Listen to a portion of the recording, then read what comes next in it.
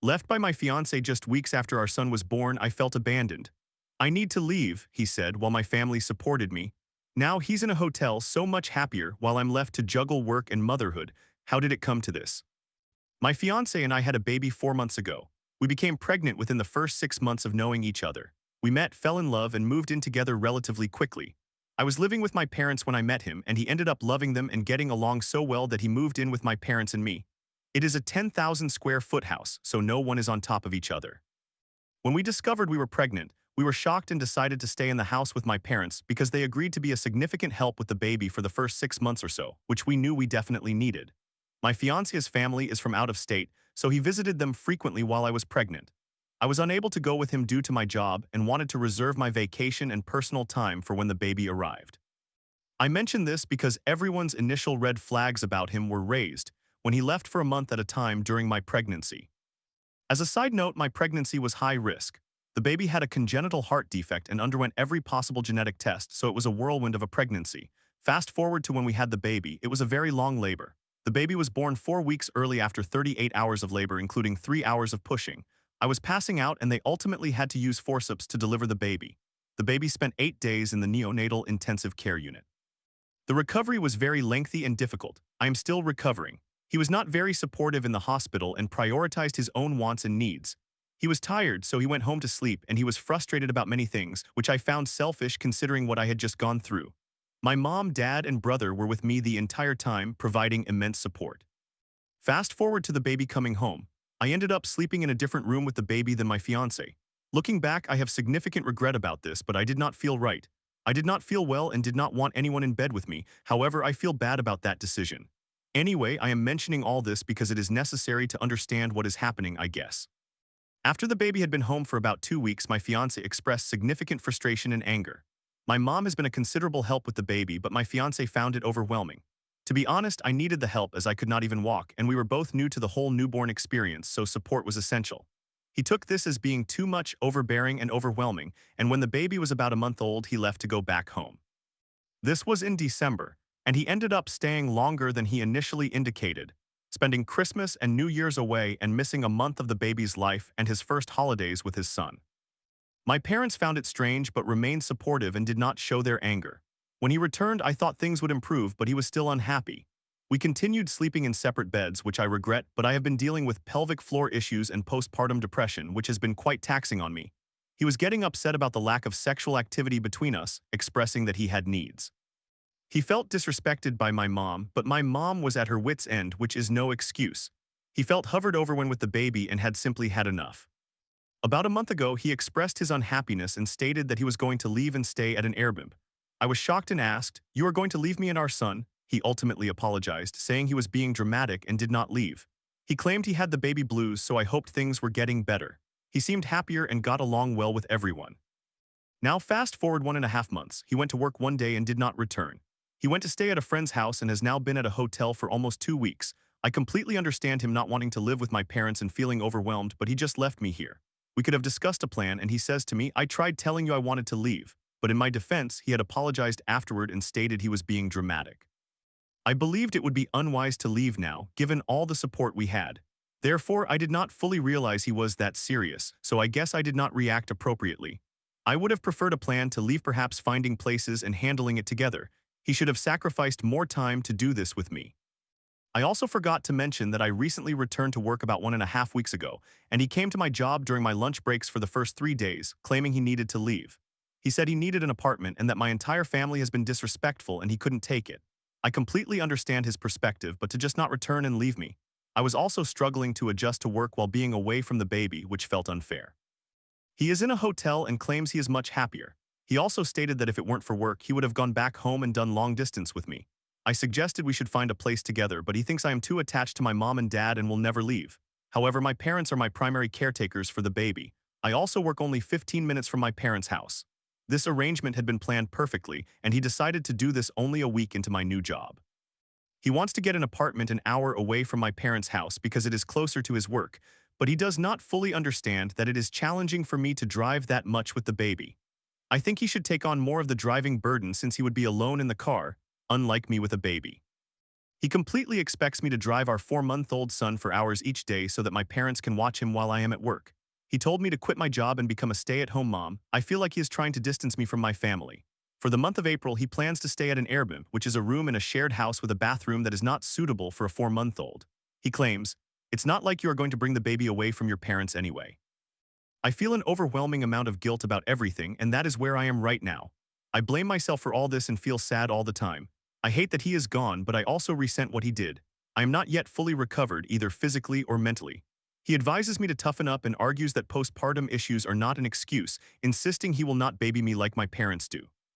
I have seen him a couple of times at the hotel, and we eventually had sex, which was a nice experience since giving birth. However, he is away from me and I am breaking down. My parents officially dislike him, so being home right now is difficult.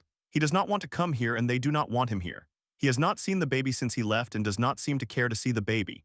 He claims it is not his baby but rather my parents'. I do not want to take the baby to a hotel to see him, especially to the one he is currently at. It is unsanitary. I find myself in the middle of a terrible situation and I do not know what to do. I need advice on all of this. Story 2. My boyfriend, 23, wants to move in together but insists on a rent split based on salary. "You're so dirty," he joked about my place. Now he claims I'm manipulating him after posting on Reddit, even saying I just want a green card. Am I at fault here? My boyfriend, 23 years old, American citizen, and I, 27 years old, on a work visa, have been dating for over a year and a half and are currently in a long-distance relationship, both residing in our respective cities for our first jobs. I live in a larger and more expensive city in the United States. My boyfriend has expressed his desire to relocate to the city where I reside and has recently received a remote job offer. Throughout our relationship, prior to receiving the job offer, he never indicated that he wanted to move in together anytime soon. He frequently states, "I can never move in with you because you are so messy," as he has a different standard of cleanliness. Whenever I bring up the topic of marriage, he responds that he does not want to get married for at least another 5 to 6 years. He even gets upset when I jokingly refer to him as hubby. That reaction is understandable given our age difference. During his last visit, when he had the job offer, he spent the entire time browsing apartments online in my city. I live in the city center, very close to the office, paying $3,000 for rent, and I will need to stay in this area in the future. He primarily focused on apartments outside the center, discussing how he would find a small studio and spend most of his time at my place. Suddenly, one day, he discovered some downtown locations with very reasonable prices, including some 2-bedroom apartments. That was when he began to talk about possibly wanting to move in with me to save on rent.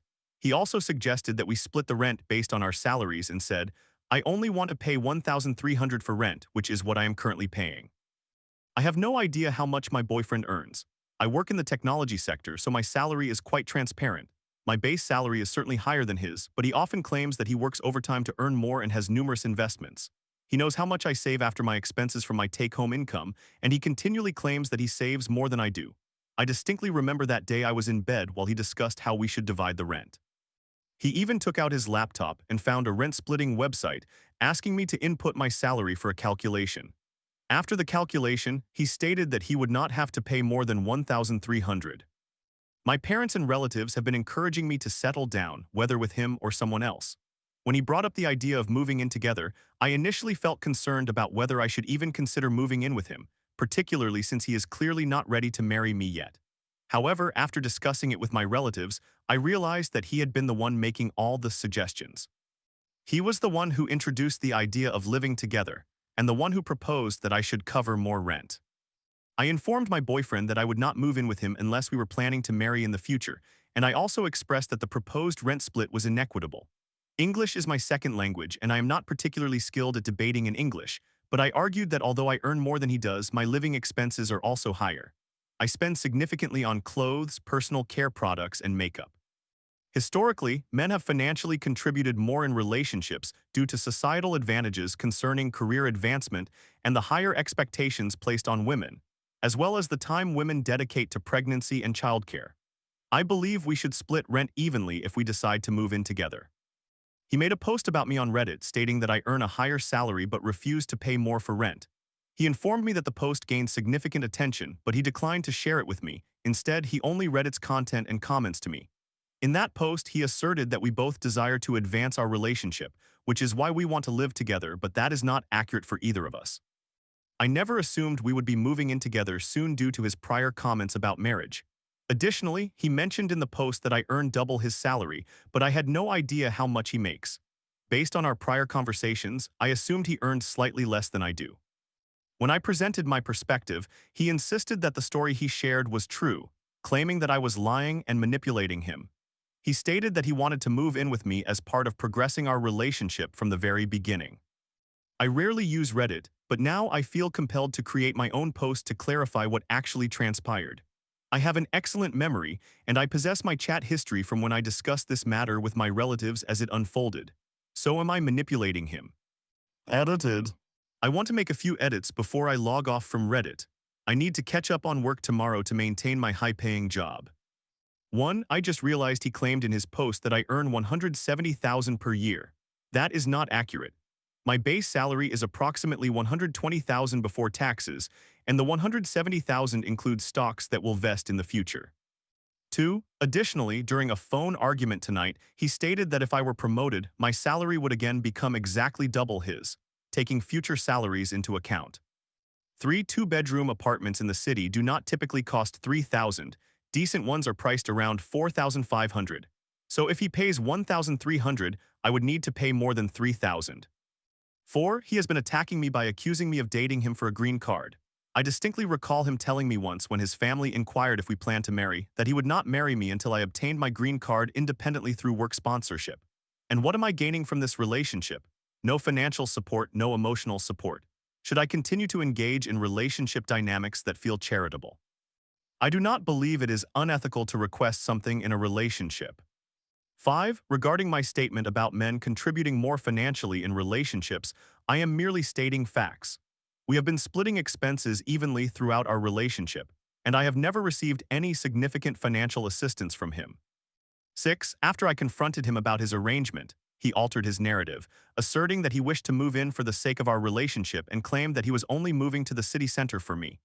When I told him I would only move in with him if our relationship was progressing, he twisted the logic by stating, simply moving in is a way of moving forward. Story 3. My fiance claims, I can't satisfy you anymore, but I'm desperate for more. After 10 years together, I'm conflicted. My high sex drive clashes with her reluctance. I love her deeply, yet I'm feeling trapped and unfulfilled. Can our love survive my unvoiced desires? I have been putting this off for months, if not perhaps even a year, to preface everything. I love my fiance. I do not think I could express it any louder. She is my everything, my all in all, my one and only, and I would never give up our love for anything. Honestly, I could not imagine living without her, my rock and anchor. Throughout my cancer diagnosis, our tough times, and my earlier irrational behavior, she has held on and never let go. I have known her since high school over 10 years ago, and telling the full story would reveal too much about me, so to keep it simple, we have been happily in a relationship for the last 6 years. They have been the best years of my life, and I cannot wait to spend the rest of them with her. Now, regarding my personal issue, I am unsure how to view it. I just feel disgusted with myself, am angry at myself, and honestly feel like a pig about this, so please understand that this isn't what it might first appear to be. I struggled to decide whether my feelings were valid, and here I am, asking for advice and help regarding myself and my relationship for the first time ever. To get to the point, I cannot sugarcoat it. She does not satisfy me sexually, and I feel out of sync in our bed. Lately, I have decided it is better for her to fall asleep while I take care of myself. I do not even want to interact. I find her beautiful, amazing, and absolutely sexy, and I honestly can barely keep my hands to myself. However, I hit a wall at some point where I would rather not lie in bed, fearing that I might become sexually aroused. Now I have a very high sex drive. It is to the extent that I could engage in sexual activities frequently. I would rip her clothes off and go for it pretty much whenever she wanted. Perhaps that is part of my problem. To put it bluntly, yes, I probably have significantly more drive than she has the energy for. I respect that and manage my feelings fine most of the time, no big deal. I know she works hard and is quite tired, so I do not push anymore. If I see that she is upset for the night, I do not even try. I understand the boundaries and never want her to participate if she feels obligated or forced. However, that is kind of where I hit my wall. It always feels like an obligation, and I do not want to have sex with someone who is not genuinely interested. I want her to want me in the same way I want her. I will not lie, I have some unconventional preferences and enjoy different modes of entry. I greatly appreciate anal intercourse, me being inside her. I am an admirer of the female form, and whether it involves a handful or penetrating, it is what I enjoy the most. She claims she does not mind it at all. It does not bother her, and she says she kind of likes it, but most of the time when I hint for it or ask, she prefers standard penetration. When I ask for oral sex, it usually turns into "you can have my hand tonight." If I want her to ride me, it is always turned down because it hurts her hips. I always try to ensure she benefits from our intimate encounters, back massages, cuddling, watching movies, back scratches. I will eat her out and let her use a vibrator so that she can have 2 orgasms or more. I genuinely strive to be an exceptional lover for her, yet I never seem to receive the same effort in return.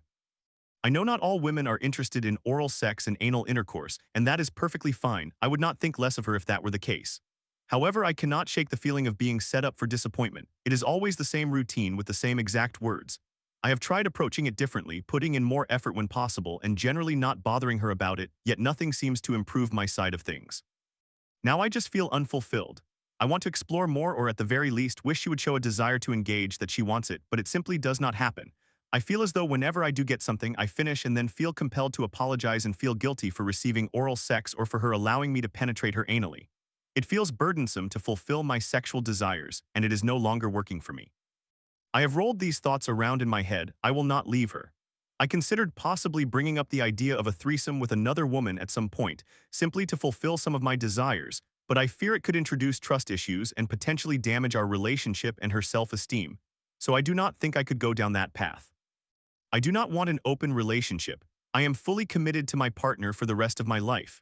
We have had multiple discussions about our sex life, and we always arrive at a positive conclusion, but it never gets put into practice on her end. I constantly feel like I am putting in all the effort while receiving minimal effort in return. I am unsure what to do or say. It just feels unfair, and I do not know how to approach it anymore without feeling like I am being an ungrateful pig. If that is what I truly am, please tell me. Any advice would genuinely help. I do not know how to express myself to her regarding this without sounding like a teenager who has been denied. I worry she may not be sexually compatible with my desires, and I just do not want to lose her over something like this. Edit to add, I am sure she knows. We have talked before, and I once told her directly that I was not satisfied with how things were.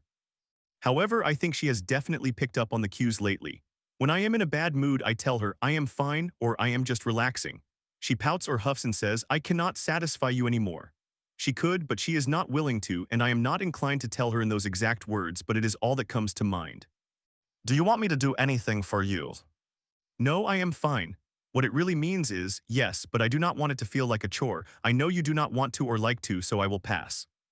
I cannot find the words to express my feelings in a more pleasant way in those moments, which in turn, if I were to say it, would make me appear and feel like an irritable jerk.